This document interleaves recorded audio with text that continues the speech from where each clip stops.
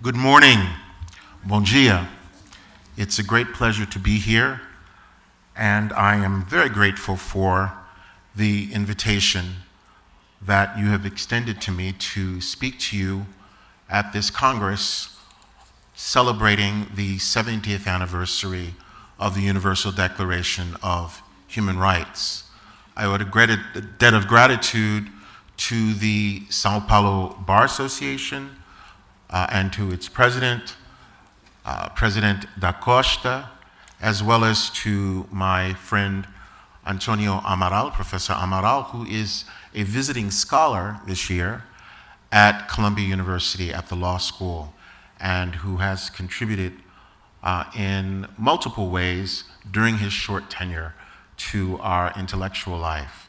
So the relationship between the United States and Brazil, or I should say more precisely between my university and the higher education institutions here in Brazil, is a close one that I value very much. Every year, I teach young Brazilian lawyers who come to the United States to spend a year, and it is one of the most rewarding aspects of my work, not only to teach, but to learn from the fine lawyers who have graduated from Brazilian universities and law schools. My charge this morning is to offer some thoughts from an international and comparative perspective on the Universal Declaration of Human Rights. And in what is going to be the organizer's nightmare, I've decided that that's not what I'm going to talk about. That's a large subject, and we would be here all afternoon. So I'm going to focus instead on the question of the contribution that we as lawyers can and must make to make sure that the ideals to which the Universal Declaration of Human Rights gives expression remain vital and at the center not only of our profession, but of the societies of which we are a part.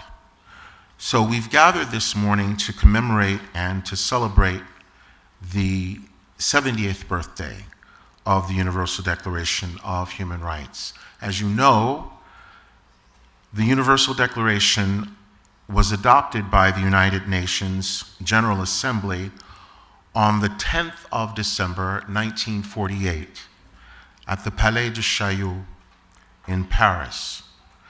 The Declaration's 30 articles are preceded by a preamble, which reads, 1, whereas recognition of the inherent dignity and of the equal and inalienable rights of all members of the human family is the foundation of freedom, justice, and peace in the world. 2, whereas disregard and contempt for human rights have resulted in barbarous acts which have outraged the conscience of mankind, and the advent of a world in which human beings shall enjoy freedom of speech and belief and freedom from fear and want has been proclaimed as the highest aspiration of the common people. 3, whereas it is essential, if man is not to be compelled to have recourse as a last resort to rebellion against tyranny and oppression, that human rights should be protected by the rule of law. 4, whereas it is essential to promote the development of friendly relations between nations. 5, whereas the people of the United Nations have in the Charter, the reference here is to the United Nations Charter, reaffirmed their faith in fundamental human rights, in the dignity and worth of the human person and in the equal rights of men and women, and have determined to promote social progress and better standards of life in larger freedom. 6, whereas member states have pledged themselves to achieve, in cooperation with the United States, the promotion of universal respect for and observance of human rights and fundamental freedoms.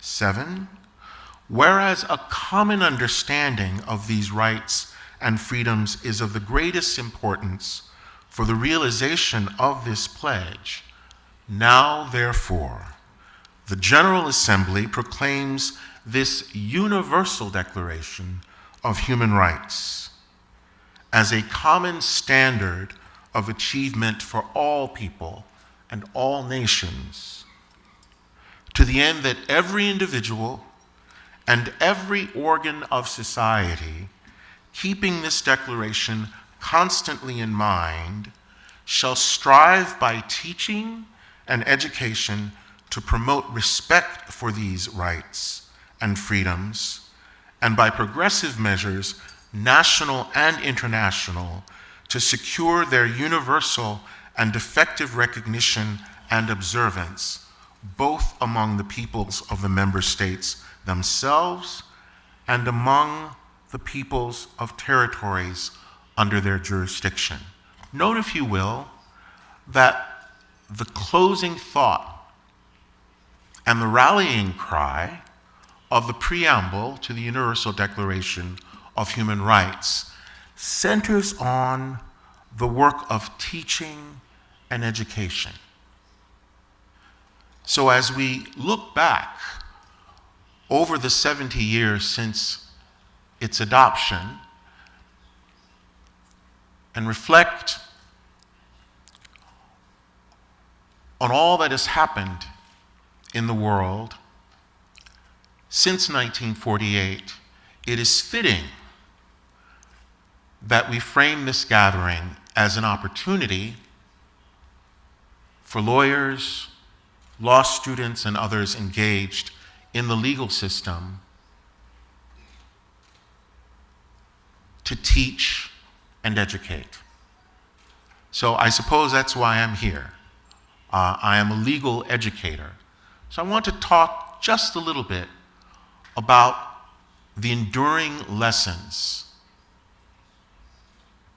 of the Universal Declaration of Human Rights and of the work that the Universal Declaration of Human Rights not only can, but must do today. And I want to frame my remarks by a quotation by the late French philosopher Jacques Derrida, who was not a lawyer, but who offered in the following quotation a vision of what I think is the current state and the present challenge that we as lawyers must be willing to take up today. Derrida writes, we must, in the French it's il faut, we must more than ever stand on the side of human rights. We need human rights.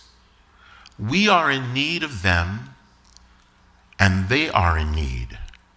For there is always a lack, a shortfall, a falling short, an insufficiency. Human rights are never sufficient, right? So the lesson here is we need human rights even as we recognize that human rights standing alone are not enough. That human rights are, in Derrida's terms, insufficient. We live in a moment when the concepts of the human and of the concept of rights have become subject to the most radical questioning possible. The regime of hard and soft global human rights law, both within and transnationally across states, has never been more comprehensive and complex. For all its complexity, however, a clear consensus regarding the interpretation and application of human rights norms continues to elude us. Indeed, even the once taken for granted notions bequeathed to us by the liberal humanist tradition of the European Enlightenment, that of a sovereign, rational, autonomous human subject, the idea of a shared human condition, the notion of a common humanity,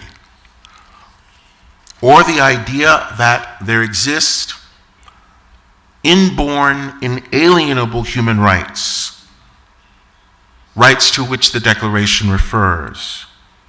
These ideas are being challenged and criticized on theoretical as well as practical grounds.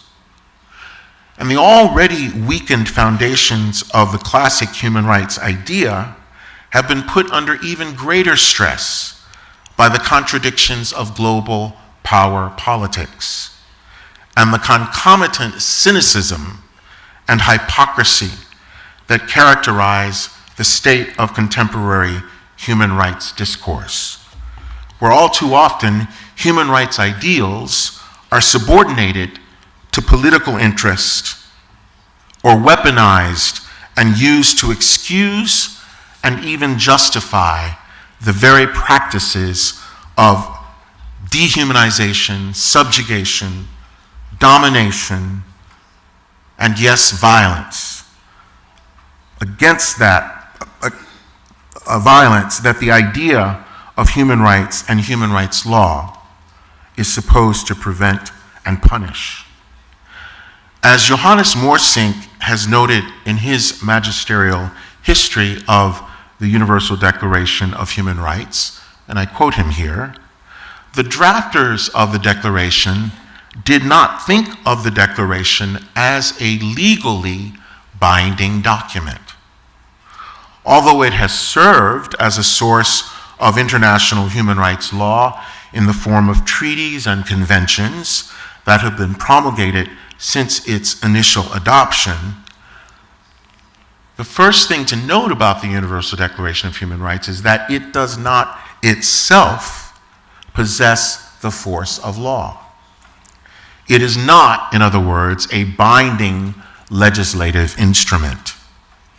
The normative power of the document and its claims on the human community derive then from its moral and ethical, not its political and legal authority.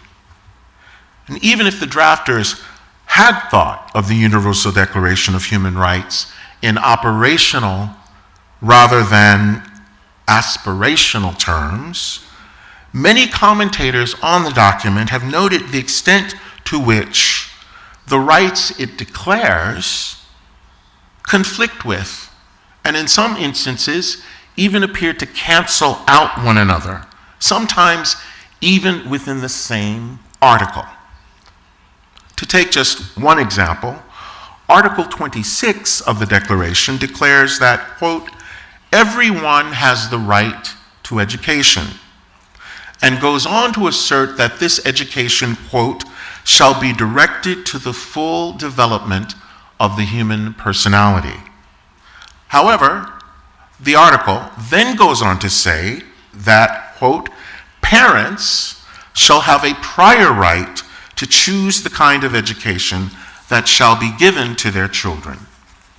This priority of parental right is rooted in Article 16's insistence that the family is, quote, "the natural and fundamental group unit of society and is entitled to protection by society and the state," unquote.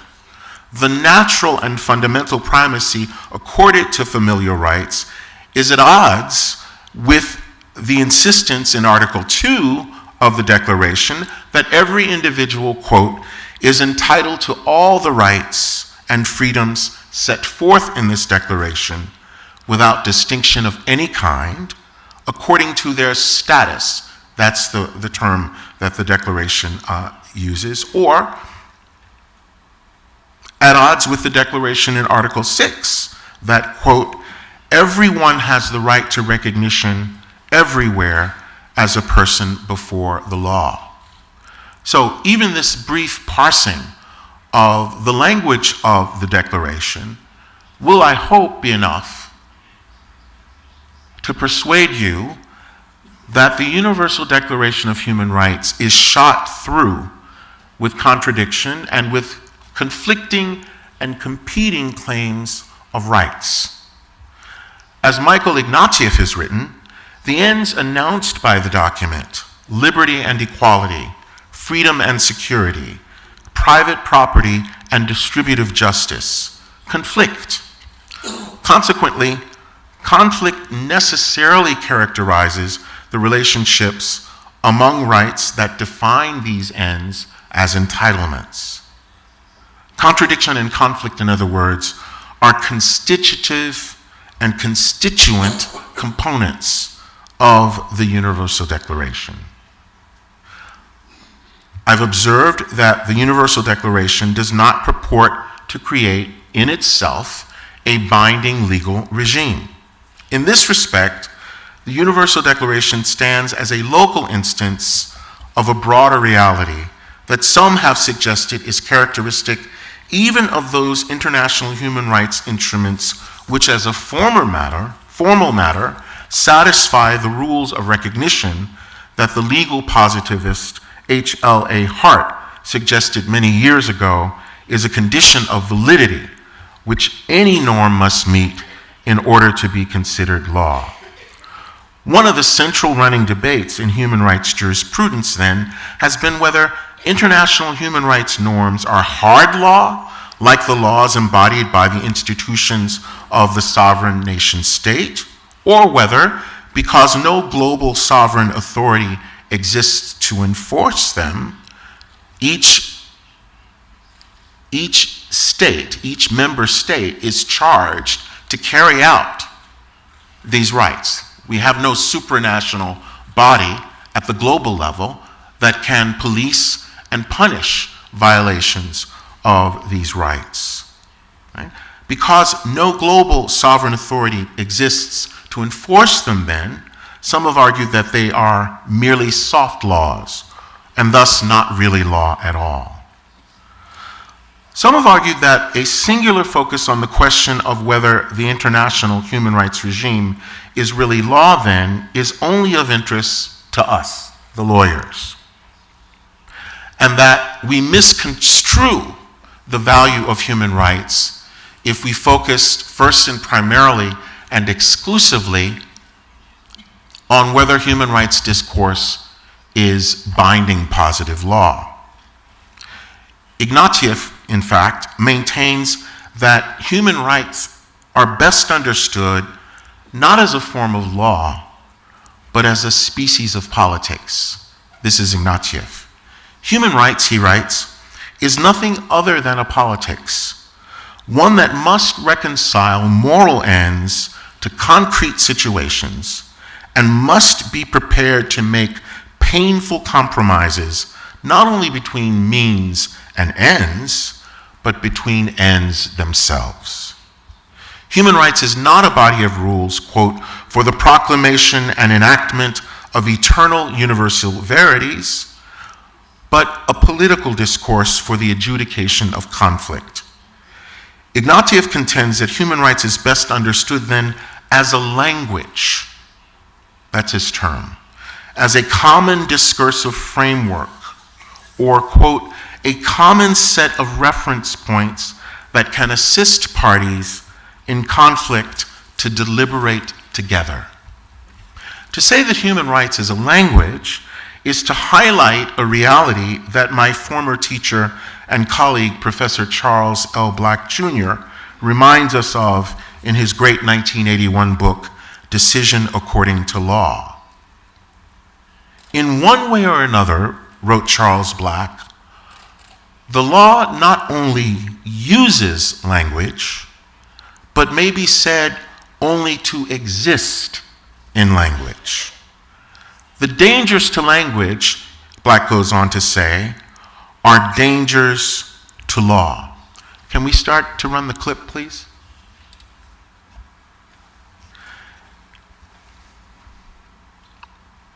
So it was this sense of the dangers and difficulties of the language of human rights and human rights law that the American choreographer William Forsythe and I sought to explore in 2005 when we collaborated in creating and staging a performance installation at the Schauspielhaus in Zurich, Switzerland, entitled Human Rights, not R-I-G-H-T-S, but W-I-T-E-S, right? Écrire, right? All right, let's see. Oh, here we are. I see, I'm on the middle screen, and you see, for 4 days, in October of 2005, I conducted a seminar with a group of 20 or so dancers on the meaning of and the relevance of the Universal Declaration of Human Rights. Right? I was guided by two ideas. One has to do with my own work, which is at the intersection of law and culture. I'm a firm believer in the truth of something that the British scholar Stuart Hall once said about the arts. He wrote that things can get said in the arts that can't get said in any other way. And it was my intuition that that's certainly true of the law. And as someone who is committed as a legal educator, not only to training lawyers, but in expanding legal literacy for non-lawyers and undertaking lay legal education for people who will never see the inside of a law school, I thought it might be an interesting experiment to see how we could use the law, how we could use the arts, rather, to engage in popular legal education before and for a lay public. And so with William Forsythe in 2005, I created this performance installation entitled Human Rights, which was subject to a series of rules. Perhaps at some point we'll actually get a larger picture. These are very light aluminum tables covered with white contact paper. And on each of the 54 tables that was in this huge former shipbuilding hall, Schiffbauhalle it was called, the dancers invited you, members of the public, to collaborate with them in writing language from one of the 30 articles of the Universal Declaration of Human Rights. Right? However, this procedure was subject to a number of constraints. For every effort to write a letter, a word, the dancers and the public with whom they were collaborating were given a parallel inhibition. Right?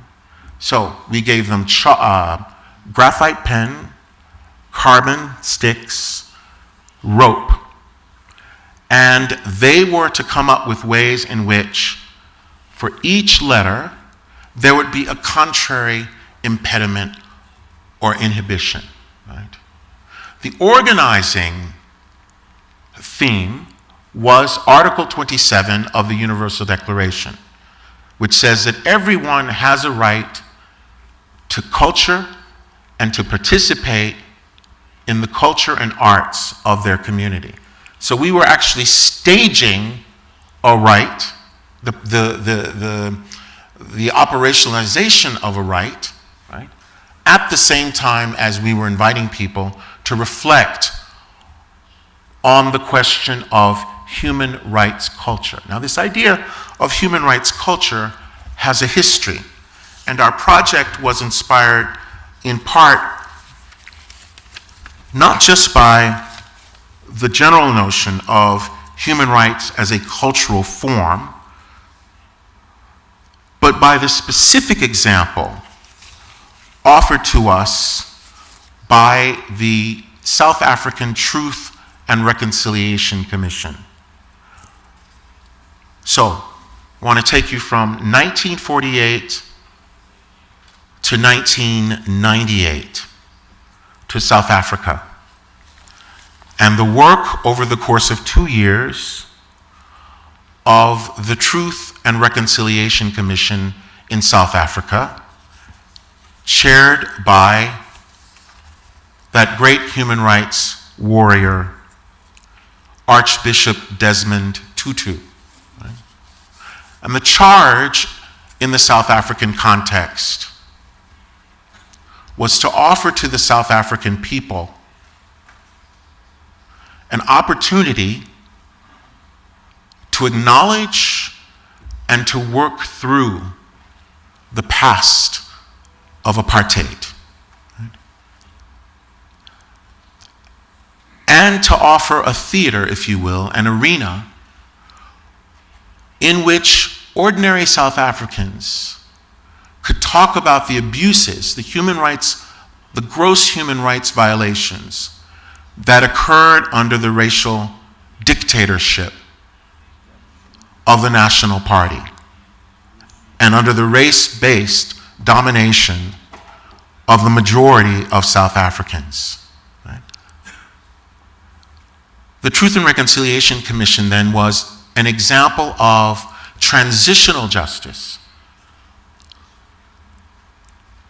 whose brief was to help the South African people move from apartheid and dictatorship to democracy. It was, in other words, a visible and formal effort to give an accounting of human rights abuses under the apartheid regime. Right?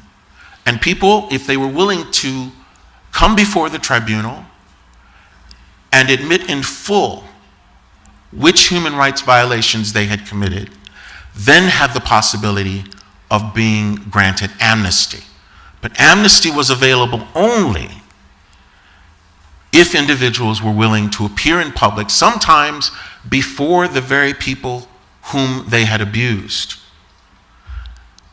and to acknowledge in detail what they had done. Right? Archbishop Tutu and the other members of the TRC described this as building a culture of human rights. And so in this piece, in this collaboration, this artistic collaboration, we were exploring together the question, what does it mean to advance a project of popular human rights education in which people are offered an opportunity to expand and enhance their literacy, their human rights literacy, in concert and collaboration with others? What does it mean to build a culture of human rights? And this was a question I put to myself, what is the role that law and lawyers can play in building a culture of human rights in societies that are in transition from dictatorship to democracy? Well, the lesson I think the TRC and the issuance of its report in 1998 taught us is that creating a culture of human rights, of universal human rights, is a huge task. Right? But it is one that is only possible if we are willing to acknowledge our linked fates. Right? So, the idea, for example, which has emerged in the last few years, that human rights ought not be considered universal, right? That criminals, for example, ought not be able to claim human rights, right? That your status in the society determines whether or not you can be accorded human rights, is itself a kind of violence, right? If we embrace the notion that was at the center of the South African Truth and Reconciliation Commission, the notion of Ubuntu, right? Which is, I believe, a Zulu word, which captures a kind of ethical relationship at whose center is the notion people are people through other people. Right? I am because you are. And I can only see and live out my humanity to the extent that I am willing to see and allow you to live out your humanity. Right? So that's a codependent relationship, as it were. Right?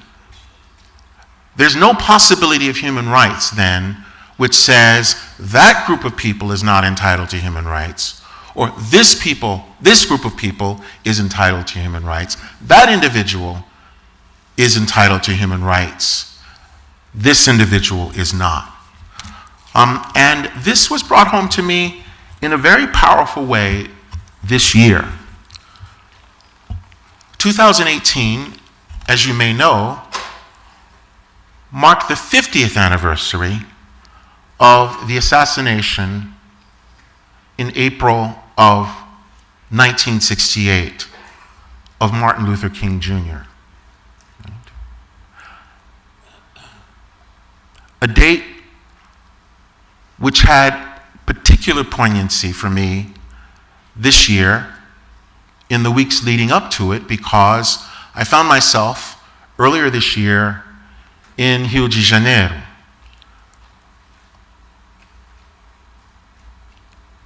During the week that Marielle Franco was assassinated.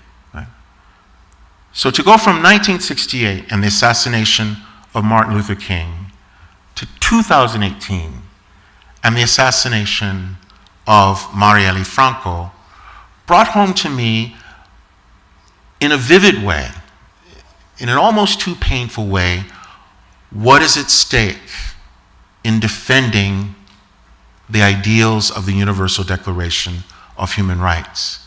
Because what Martin and Marielle had in common is that they were the face and the voice of people who were thought not to have the right to have rights, as Hannah Arendt, the great German emigre philosopher, put it. Right? Martin was killed because he was a leader of a movement that sought to have the right to have rights. Right? Marielle was killed because she was the leader of a social movement in the favelas or comunidades who was demanding the right to have rights. Right? And so I'll leave you with the challenge, it seems to me, we face from the example on one hand of Martin and the example on the other of Marielle. And that question is this: what does it mean to build and sustain a culture of human rights at this moment in our history that might be called the age of inhumanity? Right? In Yemen, in Palestine, right? The border between Mexico and the United States, in Ferguson, Missouri, in Harlem, where I live. What does it mean to create a culture of human rights when there is a widespread conviction in the US, in Brazil, in countries all over the globe? A conviction that might be described as a kind of illiberalism and intolerance, which sees some people as less than human or as not human like others, and therefore undeserving of the basic human right to have rights. Question one. And the second question is, what is the civic obligation of those of us who are professionals to offer leadership, not just in the profession, but to our co-citizens, that challenges that way of seeing other human beings as not human beings like me or you? You have, as lawyers, committed to the rule of law and to the culture of human rights, an obligation of the highest moral significance, right? To speak individually, right? And in your corporate capacity for those who do not have the right to have rights. And your unwillingness and failure to do so, right,